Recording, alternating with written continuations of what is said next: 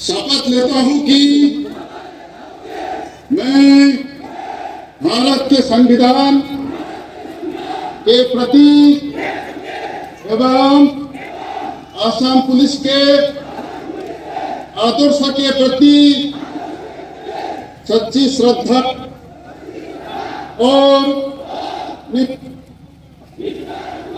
मैं